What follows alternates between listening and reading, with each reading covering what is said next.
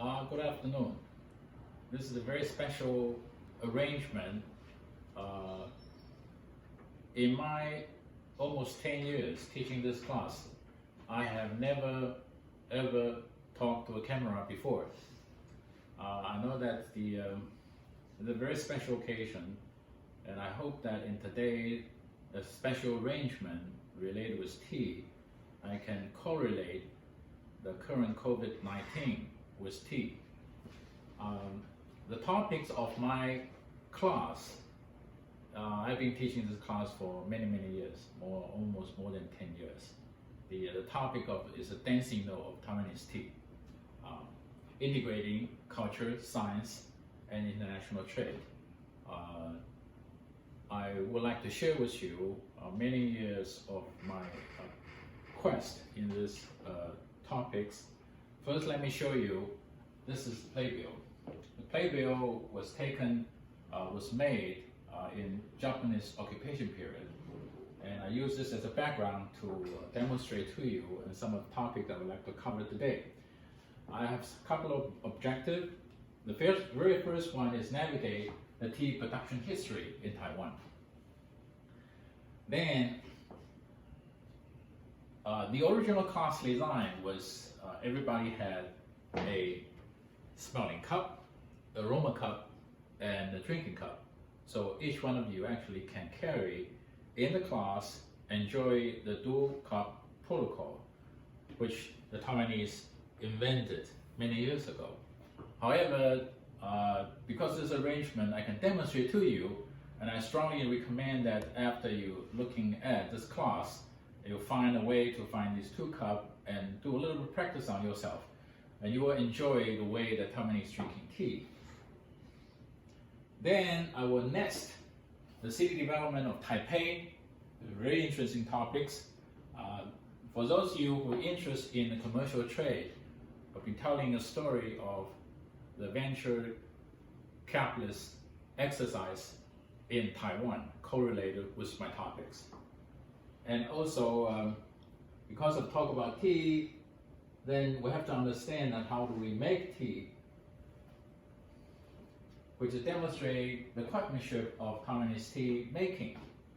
And the very last one, I will reveal the functionality and the functional science and also modality of the drinking tea culture of Taiwanese tea. And most important thing of recent discovery, the potential protection against the coronavirus, which is very new, still in development. There's a lot of hope inside, and correlate to the topics of my talk. Obviously, you have to drink tea. So, I demonstrate to you a modern way of drinking a classic manner. This is inside, actually, is a baozhong tea. This is baozhong tea. There are two different ways of drinking baozhong tea, which is version 3 of oolong tea. One is hot brew, the other is cold brew, which I put the baozhong tea already in a triangle clear plastic bag, and you use the cold fusion, and you put it into the refrigerator or put it into room temperature will work as well, and you wait for maybe 6 hours or overnight, and after that it's very pleasant tea. You can carry around, or you can make some other arrangement, which I will demonstrate to you later, how to make other combination of tea. Before I move into the topics, I briefly introduce myself. I graduated from National Taiwan University, Horticulture Department, then I go to US. I had my PhD in Botany Department, University of Maryland, College Park, and I was postdoctoring in pharmacology, molecular science, doing mass spectrometry instrumentation, which related later on to my professional job. Then I was former associate professor in horticulture department for a year. Then I jumped ship. I joined a American company, Hewlett Packard, to become the general manager of analytical product group, serving for many, many years. And then I started my own company doing accreditation work, and I was Vice Chairman for Environmental Testing Laboratory Accreditation Technical Committee, and for last 13 years I was Adjunct Associate Professor of National Taiwan University Horticulture Department, and I also served some other duty as well. And before we move into the topic of today, I want to show you this one. This is Taipei 101. Used to be the tallest building in the world. And I can tell you the correlation of this building with tea. You might wonder how that happened. This is the story of Taiwan tea production. It's also a story of rich and famous. And let's get back a little bit over 100 years ago. In 1895, which was the year that Taiwan was given to Japan, because the Qing dynasty having a war with Japan and they lost it. So Taiwan was given away to Japan as a war compensation. During that time, along 18 provinces of China, there's only one province which had trade surplus. And that province is not other province. That province is Taiwan. So when Japanese take over Taiwan, they didn't realize Taiwan actually was a trade surplus territory. In their mind, China is very weak and backward. And Taiwan is a lonely island and not belongs to the continent. So it's very hard for them to imagine that Taiwan actually, the economic development was far ahead of most of mainland China provinces. The contrast of that economic scenario is in that period of time, in the richest commercial district in Taipei, about 20 to 25% actually was addicted to the opium. So the question is, if you have such a trade surplus, and you have quite not a majority, but quite a number of people are addicted to the opium, what kind of stuff you sell to the outside world to make the trade surplus? The commodity is nothing else but just tea. Let me show you one of the playbill I collected. It actually it was a commercial playbill of Formosa oolong tea in New York. The time approximately is 1916. Why I have this year number? Because of this card. This is a very antique card. I take some effort going over for the antique card, and finally I found it in one of the auction. It was 1916, called Squib Booth Model T Tonka. For all the rich celebrity, you have a chauffeur up front, and you can see this actually the decoration frame on the side. Let me show you. It was exactly this one. So this car has only been on the market production for 1 year, so exactly time and can correlate with the playbill. Now, before we move into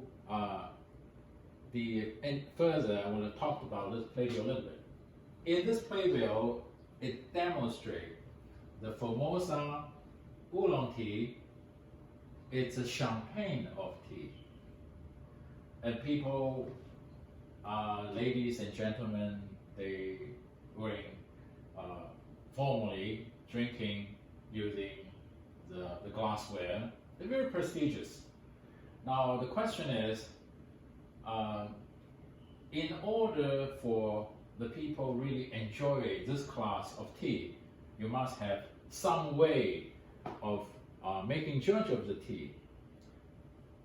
This is how we do so-called the sensory appraisal. Now, the sensory appraisal, this actually was currently in our tea research and extension station, and the student here is learning how to do the sensory appraisal. So you have two kind of cup. You have you have the cup actually have the tea leaf inside, and you put the hot water inside. You brew for a period of time, and then you put it out. You use a spoon to take a little bit and put into a little cup and drink it, smell it, and you smell the teaspoon. So it actually is quite a sophisticated protocol. And I will show you, actually this is a very, very traditional way of do the tea appraisal. At least can date back to 1885. I'll show you later on in one of my collection photographs. And how do we do systematically doing so-called a sensory appraisal? You look at the appearance. Let's say that I have a cup of tea, and then I can put it out and look at the dry tea leaf, look at the appearance, and then I can brew the tea. I put the tea leaf inside the teapot. And then when okay.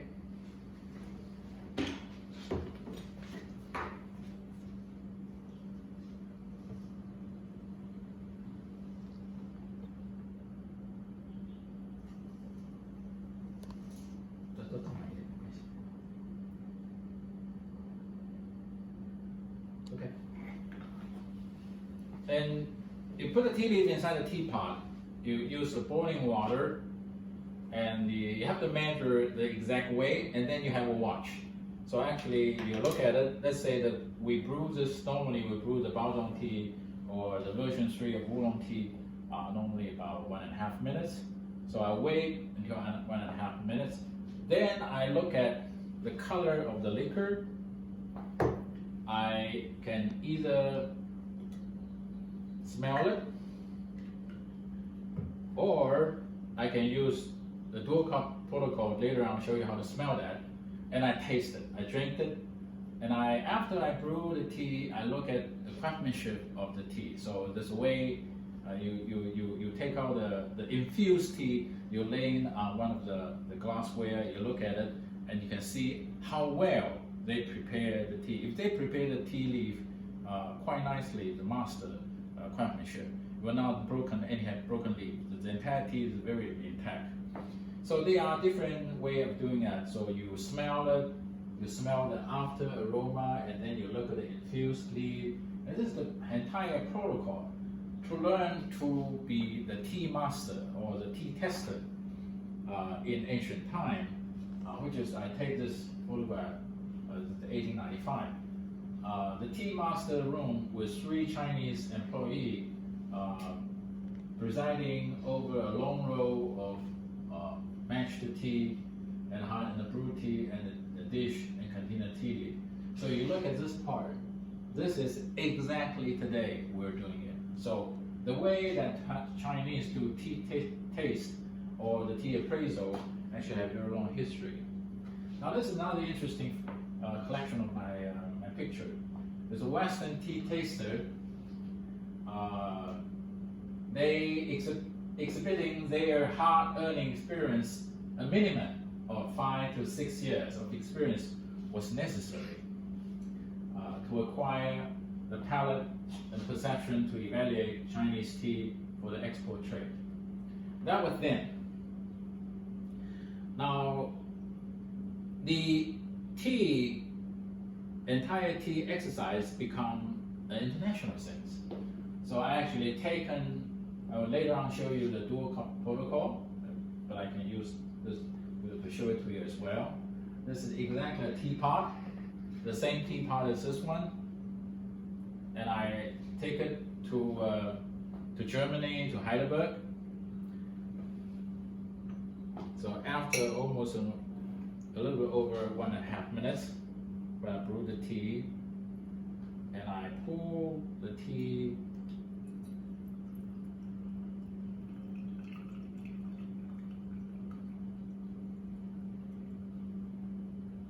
inside the jar, the glass jar. Then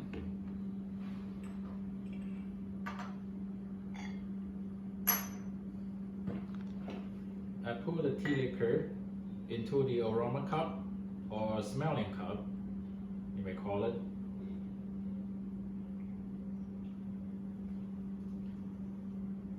The question, one of my friends from the US was asking that why the Taiwanese drink tea use such a small cup.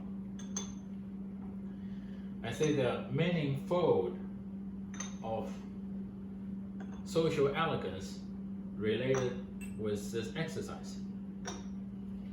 This 2 cups. You have a smelling cup and you have the drinking cup. So when you flip it over, or you will not drop it, most likely you will not drop it. And then you gently lift it up. Then you can smell it.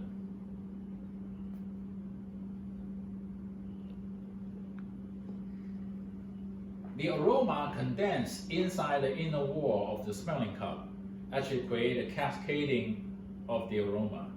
So you can smell the fragrance up to maybe 1 and 2 minutes. So every 10-15 seconds is different. So the way is, it's very elegant to share the tea with a lot of people, because then you can have this drinking cup close to yourself. This becomes an intermediate cup, so when you pour the liquor inside, you will not cause any contamination, because only the drinking cup is close to you. And the other thing is, like I have this one, if I put hot water in a glass jar like this one, because the thermal mass, it's very hot. So to be a guest, if the host presents this to you, it's a little bit embarrassment that you drink it because it's too hot. And the social etiquette is they present a tea to you, you should drink it, but it's too hot to drink it. So how do you do that? By the dual cup protocol, because you transfer the tea liquor into the pouring jar, and then you transfer into the smelling cup. Then you transfer once again to the drinking cup. Well, you can drink it. Yep. By the time you do this 3 transfer, the temperature of the tea liquor is just right, about, which is very pleasant. You drink it without any effort.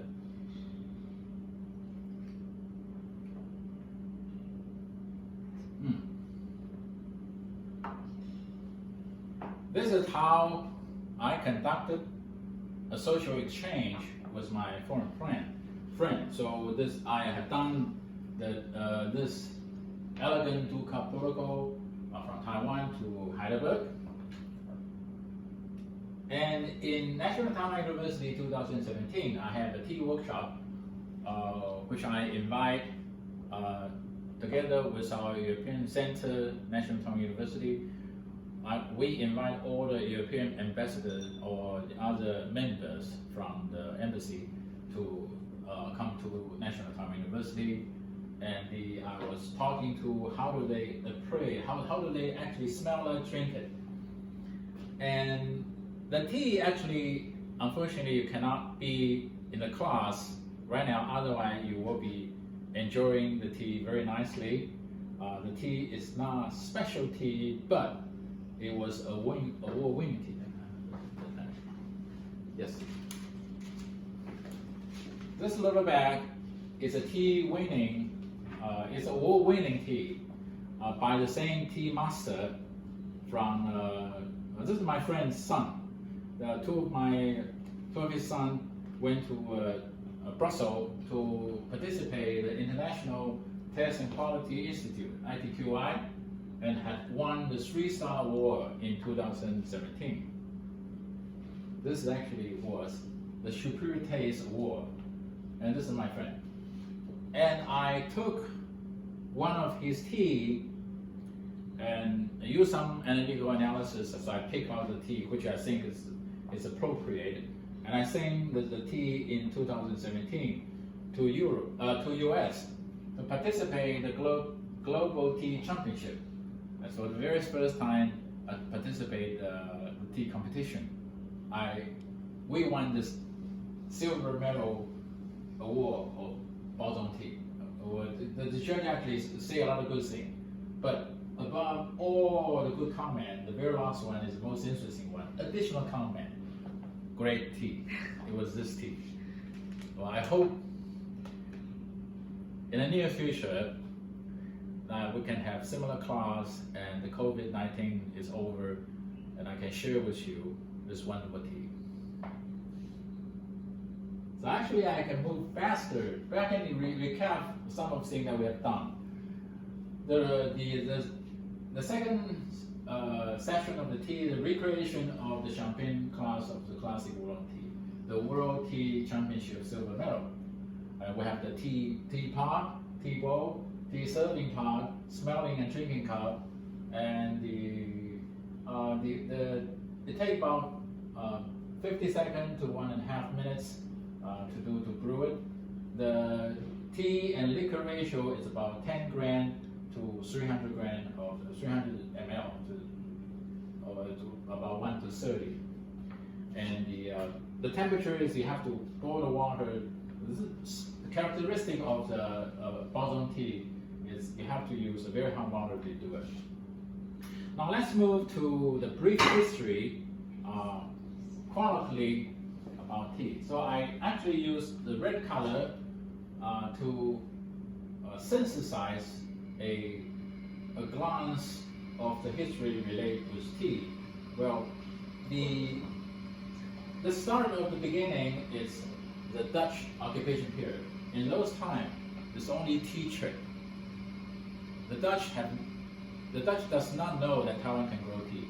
As a matter of fact, I'll show you later. They occupy a very small city, which is in Tainan. In those days, it was called Taiwan. And they set up a fortress, but they only stayed there for 30 some years, and then they retreated. So nothing happened since the Dutch occupation period until 1800. And 1800, from 1800 to about 1860, not much thing happened. The only big thing happened is the Qing dynasty, because they lost the war, they opened up the port for the outside commercial trade. And one of the ports they opened is the Danshui port, Danshui harbor. This is 1860, the second year of the second Opium War. Then another one is the John Dodd. They shipped tea to New York, which I will be talking about that shortly. And 1885 was the time that Taipei City was built, and the 1885 was very important years, which I'll show you a different slide. In 1895, the Japanese take over Taiwan, and until they lost the Second World War in 1944, Taiwan returned to China. Let me show you, this is the early drawing of the Dutch occupation period. This fortress called Zeelandia still exists. And you can see that here's a gathering of the township of the Taiwanese residents. When I say that in 1624, the Dutch actually occupy and have some jurisdiction. One of my friends was asking me how do you, they probably come here to build a fortress, but you cannot say they have a jurisdiction. However, in this drawing, in this picture drawing, you see this is the hanging, the apparatus, they hang people. So this is some form of jurisdiction. Now, in the early years of the 1700s, not only the Dutch come to Taiwan, but also Spanish also come to Taiwan as well. And the Spanish later on was being chased away by the Dutch. So this is the early Taipei map. And where are we now? National Taiwan University is somewhere here. So you can see here, this is all rice field.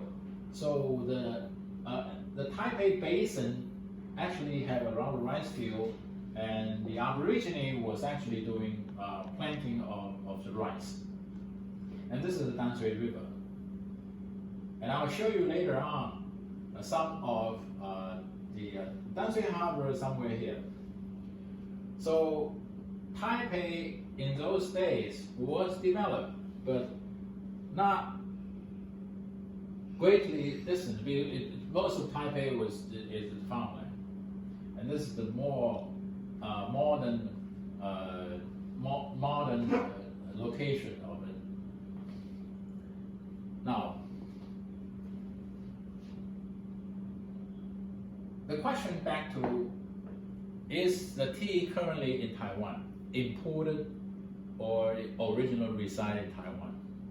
If we look at the Taiwan island and we look at the history in 1717, close to Summer Lake area, which is Nantou, this is Nantou County, they mentioned that the Chinese settler from mainland China, they have to negotiate with the Aboriginal people to get inside the mountain to collect the wild tea. We documented, which means this area, the mountainous area of Taiwan, do have our own tea called wild tea. And in the ancient document, they even call it fairy tea because it had very strong after-sweet taste. However, when you brew it, it's very bitter. They call fairy tea. Now, the very first government jurisdiction by Chinese, the Ming Dynasty, later on the Qing Dynasty, is Tainan. It's this location. The funny thing is, later on we'll show you, when the settler come to Taiwan, they tried to grow tea, but they was not successful growing tea in Tainan. So for quite some time, over 100 years, nobody knows Taiwan actually can grow tea. They think, oh, Taiwan cannot grow tea. So today you have many counties along the entire Taiwan island. Tainan still is the county which barely you can find any tea growing. There's no tea plantation still now in Tainan County. Now, Zealandia is here. So when the Dutch came, they come to this location. The very first settler development is along this region, not like later on, all the metropolitan, the government organization is located in Taipei. The movement of all the administration from Tainan to Taipei, it is because of tea trade. Now let me show you what the so-called the wild tea looks like. Unlike people's most concept that tea, the shrub, the bushes, no, tea can actually grow to 20, 15 meter tall and can grow up to 100 years, a couple hundred years. Now let's talk very briefly about the history of Taiwan tea production. The early production, before 1800, hardly anything happened. The only very small seedling imported from China is a tea garden first set up in Taipei County, now the new Taipei City, and they are very small amount of tea export to China. The very first official export record, according to the custom, is 1865. Now, there are a couple of gentlemen actually involved in entire tea cultivation movement in Taiwan. This gentleman is born in Calcutta, Robert Shinghold. He's a very famous zoologist. Actually, a lot of Taiwan bird was named by him. He did not go out to catch those birds. He buy the specimen and then named it. Now he wrote, when he served as European consular to Formosa, he wrote a report. The British government stated that Formosa tea is shipped in considerably amount to mainland Chinese merchant, and he had sent several samples to the tea inspector, and they have reported, which I copied this paragraph from one of the book. The feedback is the taste of tea is very fair, but objection to it is owing to the cross mode in which the tea leaves are prepared and packed. He, which is Robert Shinho, then add, as the hill, however, are not great distance from the harbor, it could be obviated by an energetic speculator who might visit the spot and make their, on which the article is grown and make their own arrangement. This is actually a paragraph copied from the very first English history of Taiwan, written by American journalist J.W. Davidson in the year 1903. The title of the book is The Island of Formosa, Past and Present. They have one chapter dedicated to tea. Inside the book, a copy, some of the photo, you'll see exactly the tea taste or tea appraisal setup in that book. There's a gentleman, the tea master, bent over, smelled the tea. Exactly like that. And this is how the people making tea, I have a better picture later on to show you. This is they put the tea inside the bamboo apparatus, and underneath actually is the charcoal. The charcoal actually flame, and then they put off the fire, and so they actually was continuous heat generated, and they put a tea leaf on top of it. In those days, the terminology called fire tea. Well, the tea actually was not fire. The tea actually was baked. In J.W. Davidson's book, they call fire. And this baking of tea sometimes lasts for 24 hours or 12 hours. And this is how they prepare the raw tea, and this is the lady in dress looked like. Almost in the same period. This is how they prepare and take out the debris and take out the inferior part of it. And this is how they make it openly. And this is a better picture. They actually have some kind of the clay cement, and they dig a hole, they put a charcoal inside. So when you have leaf inside the bamboo basket, so it was baked, basically baked for a period of time. Now, the really market and also industry setup, because two gentlemen. One is John Dodd, the other is his contractor, Li Chunsen. John Dodd is a British, not Scottish. I want to say that if you search over the internet, you may find they say that John Dodd is Scottish. So a couple of years ago, when I was invited to UC Davis, I gave a presentation to UC Davis. You probably can find it in YouTube. You can search over the YouTube and see my name of it. After I gave that presentation, in the presentation I say that John Dodd is vitally important to Taiwan tea industry, but he retired very early and back to England, and I have not hear anything. It's hard to trace what happened to him after he get back to England. After this presentation, about 2-3 months, I received a letter, which in the letter up front, they say that I want to correct, you make 2 mistakes. I was shocked. So I wasn't aware that that presentation I made 2 mistakes. In that letter, he said that the first mistake is John Dodd is not Scottish, he's British, so I corrected. The second mistake is that you mistaken his photograph.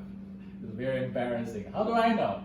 I search over, I'm not, well, John Dodd is a very important figure. A lot of photographs in the internet. So I think that I might not carefully examine and set up a relationship with John Dodd's descendant.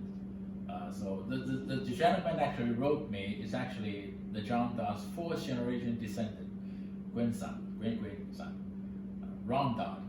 So I gently asked him to provide me with the correct photograph. This is the correct photograph. This 2 medals because he was in Taipei, and there's a section of typhoon, so he jumped into the sea to rescue a lot of sailors, including the foreigners, including some Chinese. Because of the bravery act, he reward he was rewarded by the British government for these 2 medals. So this is very memorable thing. This is genuine John Dutt's picture. Now, he came to Taiwan at the age of 24, very young. He explored the Taiwan camphor opium potential and as an agent of then incorporated, but he found tea potential instead. So a year later, he was inquiring about the Danshui farmer as a possibility to do the tea trade. And then 1 year later, he hired Li Chunsen as his accomplice. And he was so smart. This is what I call the venture capitalist. Imagine, in those days, you don't have bank. You cannot borrow money from banks. There's no bank exists. So how do you do so-called the so-called commodity financing? He was so smart. He and his competitor, they go out to the farmer. They identify one farmer who grow tea, and they go to his neighbor and say that your neighbor grow tea. Would you like to grow tea? Obviously, they'll be interested. They said, I don't know how to grow tea. They said, you don't worry about it. We'll teach you how to grow tea. But we don't have seedling. Well, we will provide you with seedling. And the neighbors thought over it and said, well, but I don't know who I sell it to. Then these 2 gentlemen start their venture. They said that we'll buy everything back. In today's commercial conduct, business conduct, this is called the contract manufacturing. But remember, that was 150, 60 years ago, long years ago. How do they do that? They were so smart. But that's not put them into the level as the venture capitalists, because it's a commercial contract manufacturing. Then here comes the bottom line question. Most of the peasants or people who do not have a lot of money to grow tea from the seedling to the harvest take 2-3 years. How do they make a living? How do they survive? So the bottom line question is, I don't have money. Then these 2 gentlemen were so brilliant, they say that you don't worry about it. We will loan the money to you. Now, looks great, isn't it? The only problem is John Dutt, in those days, only 26 years old. He's not a banker. So where did he get the money from? This is I call these 2 gentlemen the brilliant genius, very first venture capitalists in Taiwan. They went back to get a loan from a Chinese capitalist in Amoy. Amoy in native Taiwanese language you call Ameng, which is Xiamen. Then they refinanced. They were so smart, they present this entire business setup to someone who had the money and convince them to loan them the money and then become the secondary bank and they loan to the farmer. They refinance and sign contract with the tea grower in Taipei. Very, very smart. Now, their smart move was supported by the marketing exercise. 1 year later, John made a shipment to Macau, which is from the original tea plantation, and then brought a very good price. So he was satisfied with the price and the result. So he set up a very first tea processing plant in Bangka, which is Wanhua, in Taipei, and very smart, very, very smart. Now the smartness of John Dutt did not end it there. John Dutt was the very first person to set up a coal mine in Keelung, and he is so close to become the Asian Rockefeller, because he identified, this is the 1865 when John Dutt came 26 years old. While exploring Formosa, he searched a camphor source and other commodity. He came across an oil spring where the oil was mingled with water flowing in the river. Oil mingled with water flowing in the river. So he signed a contract with the Aboriginal chief for 10 years. He wanted to excavate the oil. He even set up an oil here, and here you can see John Dodd petroleum oil.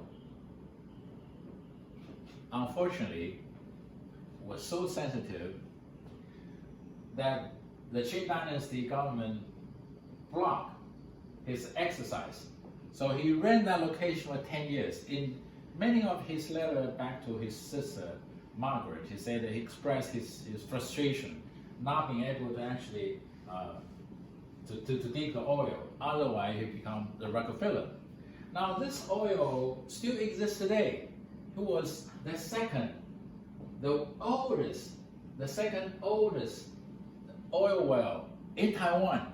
It still can produce oil and natural gas. So he is really a genius.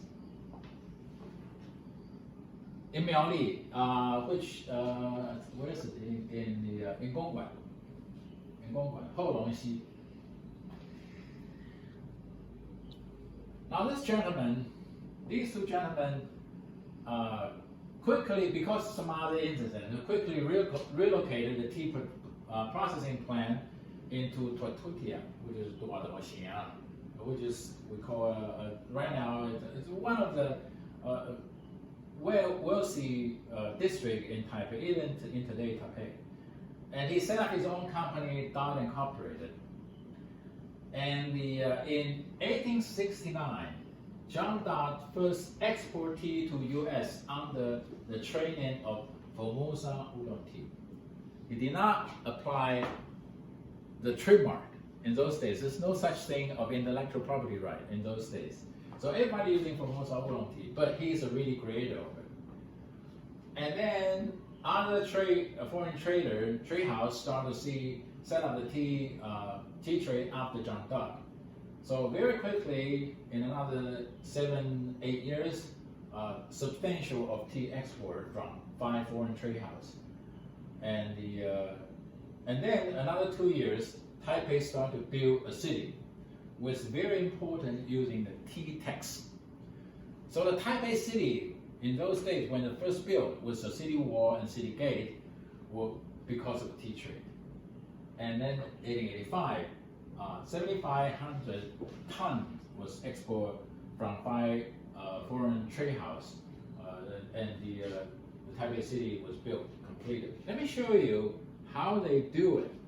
This one. Imagine that today we can take airplane. We can go a lot of places. So from Taipei to New York, no problem. But in those days, 1869, 2 ships. How do they sail this 2 ships from Taipei all the way to New York? Let me show you in this. This is Taipei. So you go all the way across on the side of Singapore and close to Malacca, and then this is India, and then all the way. Why can he do this? Because 1869, the Suez Canal, which is this location, was opened up.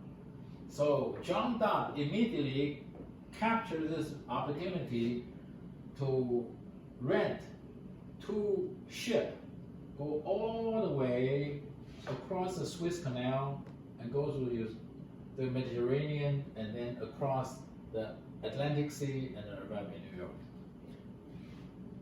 Brilliant, isn't it? Dangerous. Too long a trip. However, this world is go around, so it's much easier from Taipei or from mainland China across the Pacific and then arrive in San Francisco. One, it only happened once because shortly after he made this successful shipment, the Cross-American Railway was built. So it's much easier, safer, and cheaper to ship tea from China or Taiwan to San Francisco and then take the railway to New York. Let me show you the kind of boat they used in ancient times. It's not very big. Just imagine such a small, tiny boat, and you have to carry all the full sailors and merchant, which is the tea, across Atlantic City, which is very dangerous. Now this is a wharf. Still exists.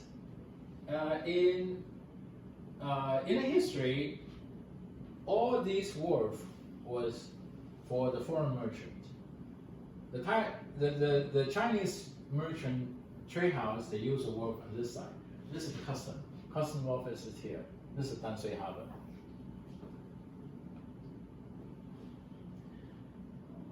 In J.W. Davis's book, he copied, because the international trade can copy the data from the custom, all the data actually from the custom.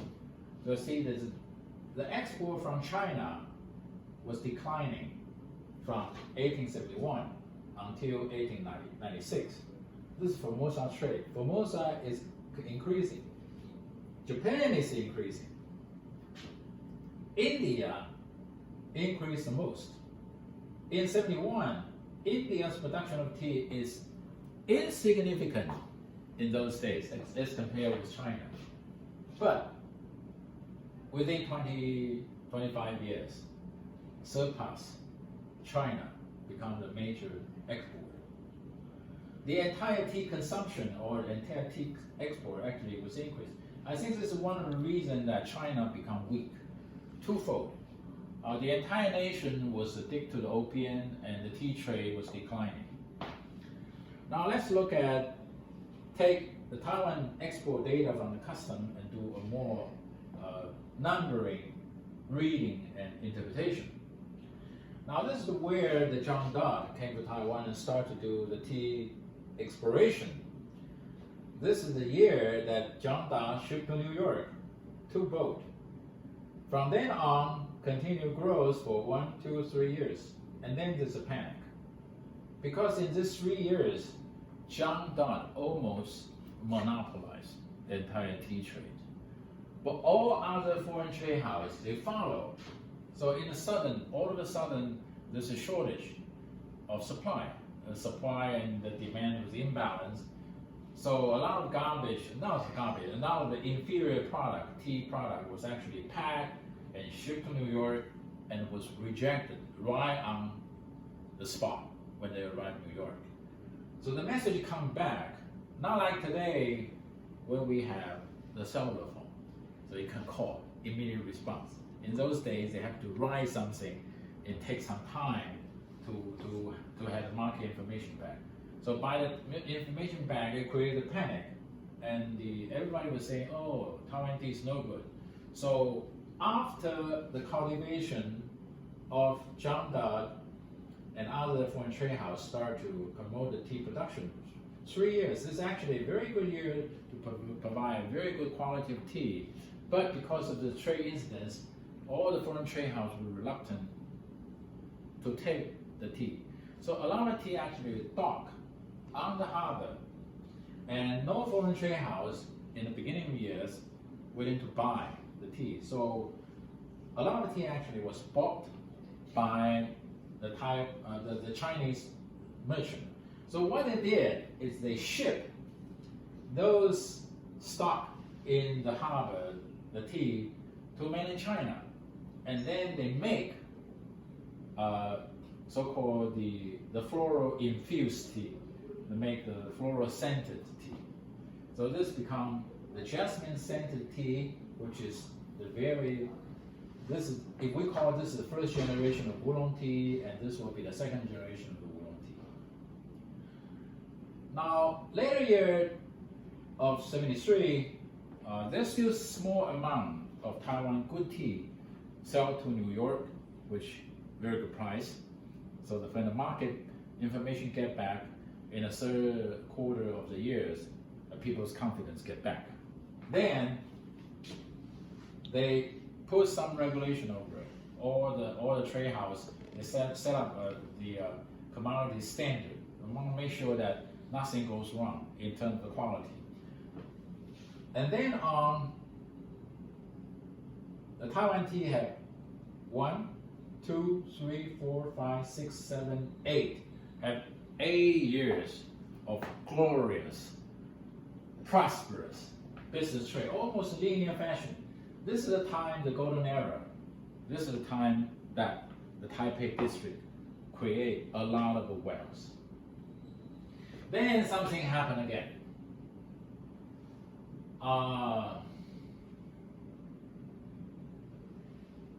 There's a sudden craze. Everybody jump ship, jump into the wagon, want to make tea business. So even though the Amoy native capitalists, they have the money, they loan to the Taipei people with the interest as high, rocketed 15 to 18%. Unbelievable interest. Well, this create another form of the supply and demand imbalance. Some inferior quality aroused again, and the merchandise would be rejected from New York. And 15 Chinese packing house, which is what in those days, the local trading house, they shut down, they closed at once. And this create a little bit trade recession, and then back on takes 2-3 years to back on until 1894, which is the French actually invaded China. They invaded mainland China first, and they come to Taiwan. And then the harbor was blocked for half years until the half years later, the blockade lifted and business resumed. Well, this is the kind of the trade scenario during that time frame. The 1885 is vitally important, not just because the blockade lifted, because the two gentlemen invented, I will use this word, invented the Taiwan tea manufacturing protocol. It's not like mainland China. It's genuine Taiwan creation.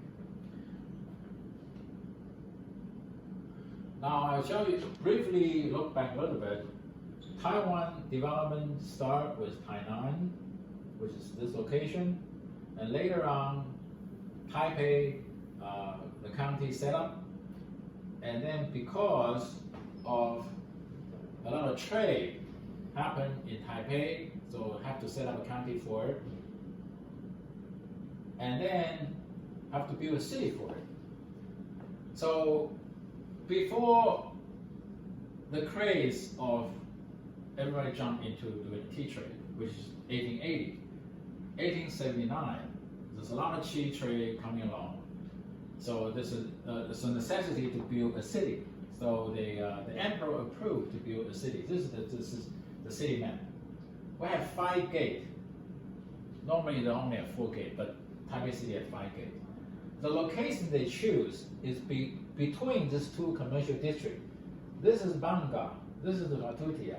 They don't get each other, they don't get well with each other, so they have to build a city in between them. So this is the way why they built it. The city was built with city wall, but was dismantled after the Japanese takeover. And inside the city, you can still see the rice field. So in those days, still in developing, but gradually developed. Let me show you a couple of the wall. This is the little south gate with the city wall. You can see the rice field outside. And this is the west gate. It's a very interesting west gate because you can see in this picture, you have a railway goes through the wall to ship tea. And also you have an electric pole in those days. Taiwan already have electricity, very, very advanced. This is a good sign of how the economic development and so forth. Shortly after the city was built, they even built a telegram. The telegram was built from Taipei all the way to Fuzhou in 1888. And a lot of the exercise activity happening. You have theater, you have celebrity, and Taipei become the central of Taiwan. And people even say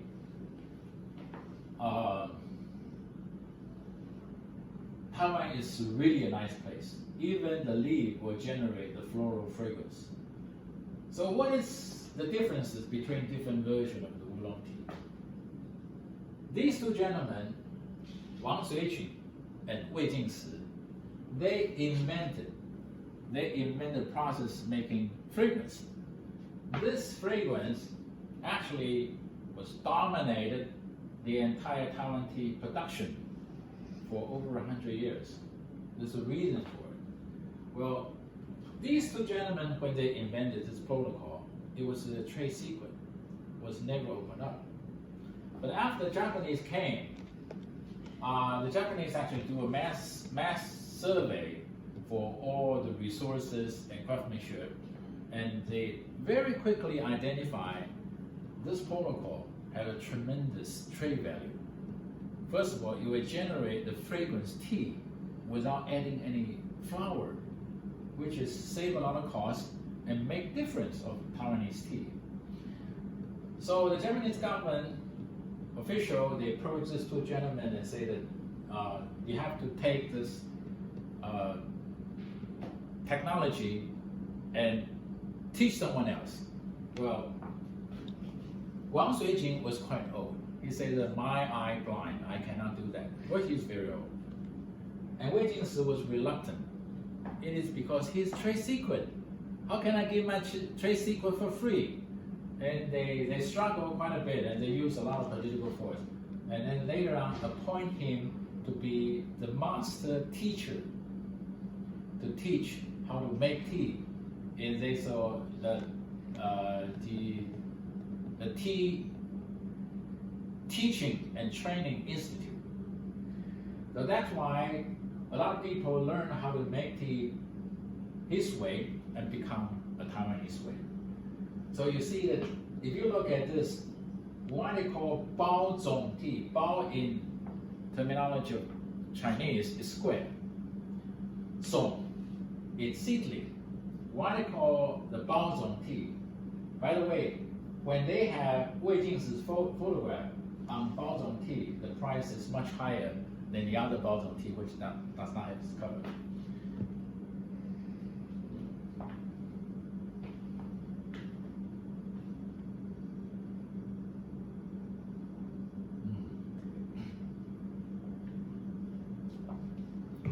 In those days, you don't have the aluminum foil. So how do you store the tea? And you don't have this container as well. So in the old days, they used 2 layers of oily paper and prepare a square. So this square called bao. And then, because the tea leaf is actually came from mainland China, when they imported, the seedling is not imported by the seedling itself, by seed. So actually they grow the seed, so they call square pack seedling tea. So it's called bao zong tea. This is one way of explanation.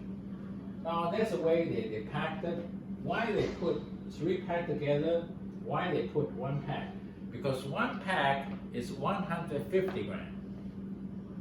3 pack is 450 grams, which is very close to 1 pound. 1 pound is 453 grams. So if you calculate, weighing have some percentage of the error, so it's almost the same. So in the international trade, 3 pack add together is equal to 1 pound. Easy to calculate. And this is how they do it. And there's actually a funeral announcement, which is Wei Jingsi died in 1925. It said that it is a bao zong tea master, and it's favorable to everyone. And this is the official announcement that indicate that he is vitally important in the bao zong tea manufacturing. Now, the scientific discovery of aroma generated by the bao zong tea in 1977, which when I was third year in my NTU years. This is my professor. My professor Su Dongqing one day came to class very excited and said that, we have identified from non-floral scented Baozhong tea, we identify the floral fragrance of jasmine flower. I was 3 years, third year in the university. I was very, very intrigued by his finding. I said, tea and jasmine, they are two different plants. One is from flower, the other is from leaf. How can a tea leaf generate jasmine flower scent? Unbelievable. But I didn't do anything to it until much later. I had my PhD. I was working in a foreign company, selling instrumentation and making analyze. And then I came back to Taiwan, National Taiwan NTU to teach. And my classmate in horticulture, also professor, he said, why don't we do together of a class? I said, okay, what kind of class? He said, tea research. I said, I know very little for tea, and I don't know how to make tea. He said, you don't worry about it. You know how to do analysis work, and I will make tea. So two of us offer a tea. Immediately get into my mind, if I think of Professor Su, what is the aroma fragrance material, chemical, was he mentioned almost 30 years ago, 1977. So I did. This is the instrument, when I was working with HP, this is the instrument I promote to the academic and scientific world. It's called gas chromatograph combined with mass spectrometry. They can identify compound. And this is how do we acquire the fragrance in vapor phase, and then we introduce into this machine to do the analysis. So what we did is we actually go over the entire tea manufacturing process, and this is the second and twist, which I will show you later on in one of my collection of photographs. Now, we identified a couple of dozen of material. The very first one is hexanol, 6-carbon aldehyde. And then the second one is also a 6-carbon aldehyde called hexenol, have a double bond for it. These two are the grassy note, a little bit sweet. And then among the process, we identify an ester, which is hexanyl acetate, and then some essential oil. Some of it came from different flower, arsenic, linalool, geranium. And these are quite common for a lot of flowers. In roses, you actually see a lot of geranium. But I do not see any spectacular fingerprint compound correlated with jasmine flower until we analyze the dry leaf and we brew with the hot water and we analyze again. Then all the grassy note disappear, which means that the manufacturing process taking all the off flavor, the not so pleasant flavor away, and left behind the good scent like linalool, geranium, hexanyl hexanate, and this is the key component called cis-jasmine. It's a ketone which out of the jasmine flower. When I analyzed this, I was amazed. My professor, 30-some years ago, done that. Wonderful. And we also see another very fragrant material called nerolidol, which is also in rose. Well, in the analysis, we also identify caffeine. So it's which is important and also interesting. So if we look at how we analyzed it, we actually analyzed it in the gas space, which means the caffeine, in spite of dissolving in the tea liquor, can also be sublimated into the open space. So I have an explanation that why a lot of people would like to go to the Starbucks. Because caffeine is one of the components which go direct from solid or liquid direct into the air space. So when you walk into any of the coffee house like Starbucks, the entire atmosphere was flooded with caffeine. In the concentration, you feel a little bit relaxed, a little bit excited. So this is what I call the acquired addiction. Now, by using this kind of analysis, I pick up a tea from my tea master friend, and then I send it to US to participate in the tea competition, and I won this one. I won the 2017 the Global Tea Championship silver medal. And this is my tea master friend, master buyer. I'll quickly guide you to how to make tea. Now first you have to harvest raw tea. There are different ways you can harvest it. You can harvest here, which is 1 bud, 1 leaf, or this way, 1 bud, 2 leaf, or here, 1 bud, 3 leaf. Now, the price is different. The more you harvest, the greater the weight. So obviously, this is the most tender one. The price will be much higher because the biomass is less. And how do you, when you collect this, then there are various cultivated varieties at different size, different color. And this is traditional called the Blue Heart, Jinjing Oolong. This is Thai tea number 12. The tea shape, the leaf shape and the flavor is different. So you can different shape of the leaf, and the Tea Research and Extension Station of Taiwan actually have breed 23 different cultivated varieties, the all special Taiwanese cultivar. And this is how they harvest. This is the hand pick, and this is the machine harvest. And use the hand pick, you have to have a special glove with a special apparatus. Now, how do we make tea? So summarize it, this is the semi-fermented tea, which basically is oolong tea. So you have tea leaf, raw tea, and you have to go through so-called sun withering, and I'll show you the picture later on. And then indoor withering with stir and shake, and then have a fermentation different degree. Then you stir fry it. Then you re-equilibrate it, dry it, and then pack. This is how we do it. Now you take the raw tea, then you put under the sun. This will create a dehydration. The dehydration normally takes about 2-3 hours, depending on the weather condition. They have very clean cloths. Underneath the floor, you put the leaf, the raw tea on top of it, and after 2-3 hours, you take it indoor, you put it into a bamboo tray, and let it sit for a while. So all the water start to re-equilibrate it. This is the most intriguing, fascinating, and most dangerous period, because whether you will create the right aroma and taste, depending on how you do this.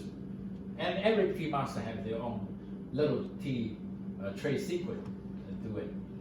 And after a couple of hours, and then twist a little bit, and then they put into a gas-powered stove and bake it to 250 degrees, and then rotate it and kill all the enzyme, stop all the chemical reaction. By the way, the fermentation up to now have nothing to do with microbial. So the fermentation is not microbial fermentation, but rather a chemical auto-oxidation of the tea and the tea cell, the plant cell. And after that, they take out and they put into the twister machine to create a squeeze. And this squeeze actually break up some of the cell, and so all the constituent inside the cell infuse out, so make more flavorful and increase some of the chemical reaction as well.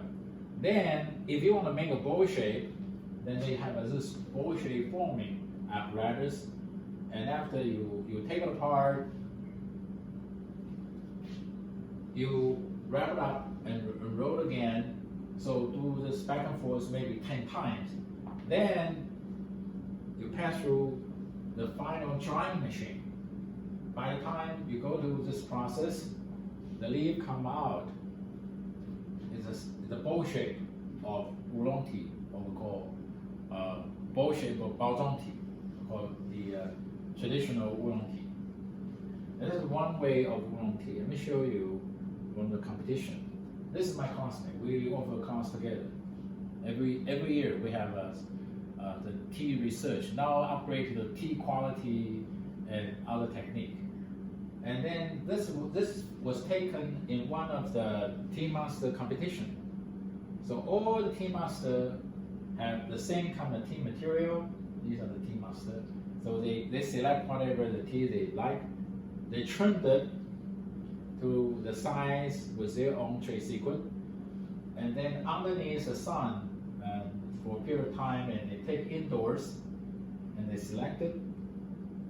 They put it into the rotating stove to stop the reaction like this, then and twist it, and then dry it. This is the baozhong tea. This is the baozhong tea. So likely you can see the color of it.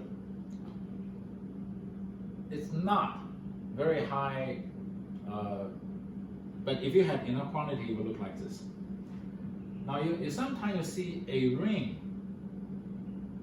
a golden ring in a collar, and I will later on talk about this component. It might be important in the future.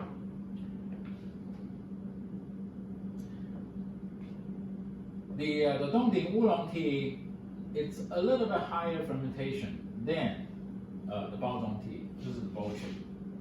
So if you look at the fermentation degree, it's a little bit higher, so the color is a little bit darker. Then you have Muzha Tie Guan Ying. This is a traditional oolong tea in Fujian province with a very special cultivated variety called Tie Guan Ying. Now, Taiwan also have the classic Tie Guan Ying. And the shape of it is very close to the Dongting oolong tea. And this is the Oriental Beauty tea, which I'll be talking about later. You can see there's 5 different color, or called 5-color tea.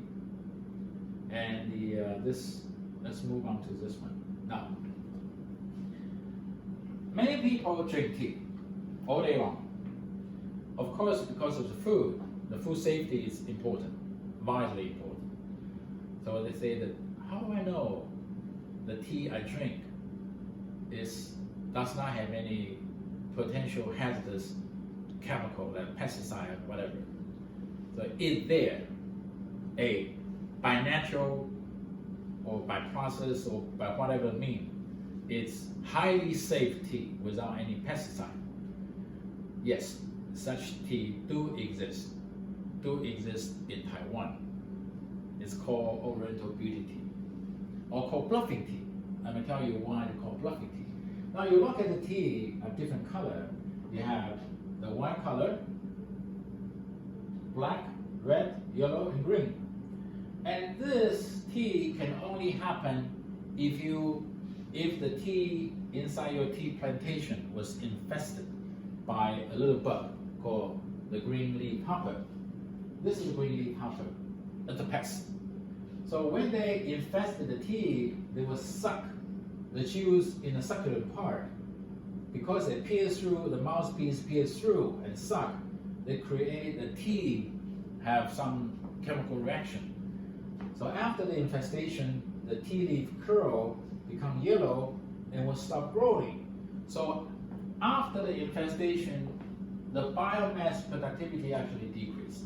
That's why when you have the tea, I have this little bug, you normally will not get a lot of harvest.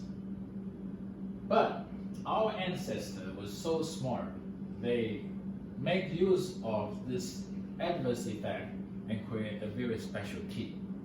Right now, because if you spray any pesticide, you kill the bug. When you kill the bug, you will not have this infested tea leaf, and then you will not have Oriental beauty tea. So by nature, the Oriental beauty tea is pesticide free by nature. So you look at it, in National Taiwan University Agricultural Chemistry Department, the one master student was doing some research over it. This is the uninfested tea leaf, this is the infested tea leaf, and they analyzed a lot of components. One is analyzed by two-dimension gel electrophoresis, identify different protein, different spot. The first one is a high heat shock protein. The second one is SOD, superoxide dismutase, and black oxalate. The spot for is sulfur transferase. Now, more than that, not only the protein after the infestation will have a new synthesized protein, the fragrance is also different. So they analyzed it, they find different aroma peak, and inside that you also see they have hexanol, benzaldehyde, linalool oxide, linalool, and also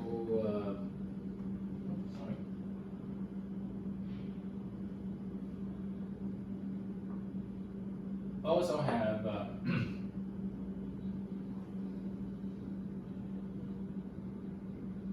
narrow jasmine, cis jasmine, important, and also Bunningsons. So jasmine is 18. You find that here you have hardly any jasmine, and after infestation you have quite a number of jasmine. So this creates a lot of a combination of aroma, which is wonderful. Now, all this thing happened this year back and forth. So I jumped into the Japanese occupation period, create a very special Oriental beauty tea. So let's get back a little bit of the history. And after the tea recession, the Taiwan started to make another tea, which is black tea. We mentioned about oolong tea. We mentioned about Formosa, the Oriental beauty tea. And we also mentioned about Jean d'Arc. In 1890, shortly after the Qing and French war, Jean d'Arc feels there's not much he can do. He feels a little bit tired, and actually he has inherited quite a number of money from his great uncle. So he closed his shop, and then he back to England, and all the business go to Li Chunsen. Later on, because of this, Li Chunsen later on become the second richest person in Taiwan. And then, because of no financial institution, the governor of Taiwan, Liu Mingchuan, in 1889, started a very first commercial association which served as a financial institution. They call it Taipei Tea Merchant Association. And then they set up, not only started black tea manufacturing, the balsam tea processing, and also achieved 80% of Taiwan total export was tea. Now there's a war between the Taiwan residents when the Japanese came to Taiwan, but shortly the Japanese take over in 1895. And starting 1895, for 50 years, Taiwan became the Japan southbound trade surplus major contributor. And then they do a massive survey, and they set up a tea research and training station. And well, all the good things, the tea sold to outside will also be affected by the entire economic status. So the Great Recession, when the Great Recession came, the oolong export also was declining substantially. And shortly after that was the Second World War. So the entire tea trade was up and down, as we see here. The golden years This is shortly after the Japanese takeovers, golden year of Taiwan. Then you have the tea recession here, and then the Second World War here. Now, by the time the Second World War almost ended, we have substantial reserve of black tea in the harbor was not shipped. So shortly, I'll tell you a story later on, which is the black tea. Now here you look at a different color. 1985 was the Japanese takeover. So start from this year, the Japanese have a different custom code. Before that, everything is oolong tea. But after that, they create two tax categories. One is oolong tea, the other is baozhong tea. Baozhong tea is here. So oolong tea is here, baozhong tea is here, the total number is here. So in the beginning here, the foreign trade house still almost occupy most of the tea trade, outbound tea trade. The Japanese tea house, trade house gradually ramped up until about 1930, because of the entire tea, black tea production community, they dropped the entire world tea, black tea production. So this gave Taiwan a business opportunity to produce black tea. And this is how the red color, because in Chinese word, the black tea actually is red tea, not black tea. Now, by the time the Second World War ended, this is the black tea. This is how they make it. The process is not the same. It's basically they do not have the sun withering. When they collect the tea, they go direct into the indoors to do the indoor withering, and very quickly they roll it, they dissociate it, they cut it, and they dry it. So in terms of manufacturing, it's much easier. Let me show you how that works. So you take the raw tea, you put into the tray, then you twist it, and you dissociate it, and you dry it. And this is after you dry it, how it looks like. This is the manufacturer setup. This is another of tea master making black tea. Ruby J. Very good tea. Now,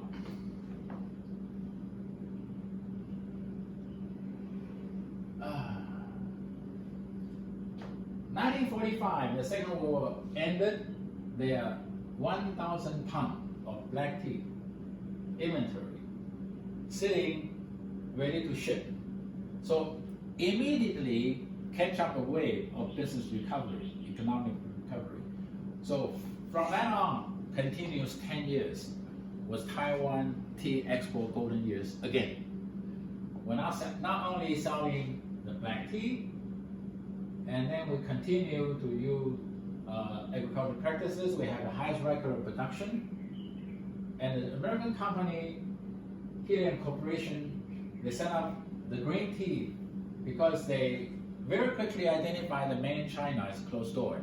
So the entire world, for the Chinese community and other communities, they want to drink the green tea. They have to have a place to make it. So they come to Taiwan to do it. So we have the black tea, we have green tea, and then because of the Korean War, later on we will have another of the green tea export. Let me show you that one. This is actually in Taipei. One of my private garden in Sanxia. It's quote unquote the authentic organic tea plantation in Taipei. Belongs to the Taiwan Tea Corporation, Taiwan Nongling Gongsi, managed by my classmate. It was in that place for 30 years. So all the landscape design, he designed it. Very beautiful, very, very, very beautiful. Now this is summarized. This is when the war ended. The black tea And then because of the Korean War and also the Japan recovered, so we start to have a green tea export to Japan until 1980. Then Taiwan economy goes up again and the export declining gradually. And we start to export our technology outside of Taiwan. So start with 1980, become a mature domestic market. And where personal annual consumption actually increased from 400 grams a person to right now it's more than 2 kilograms for every person. And we started to import tea. And very quickly, 1991, we actually import more tea than we export tea. So it's become a never return. We continue to import more tea. Now, there's a transition. In the transition, we make changes. I must say that the Taiwanese tea farmers are very creative. Not only their master craftsmanship is good, but also their flexibility is also great. So starting from 1980, there's a new form of a tea garden emerge. We call chateau type. We call the tea garden or tea chateau renaissance. And the Taiwan tea no longer striving for production. A new tea culture started to emerge, like the dual cup protocol was actually synthesized, invented in those days. And various fragrance and flavor of tea was cultivated, harvested, and processed according to the tea master, and explore more craftsmanship and try to re-establish the champagne of tea. And then, starting about 3 years ago, there's a recreation of massive tea plantation in southern Taiwan. So a lot of things still happening, and we are still creating new things. Now I will show you something which is unique. We can add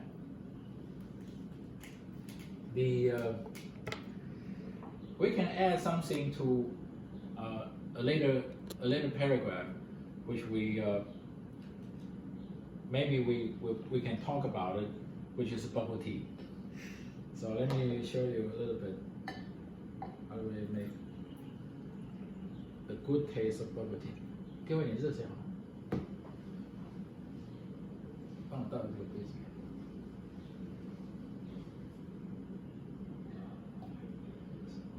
烫的吗？还是不是烫？没关系，可以。再把它倒满。OK。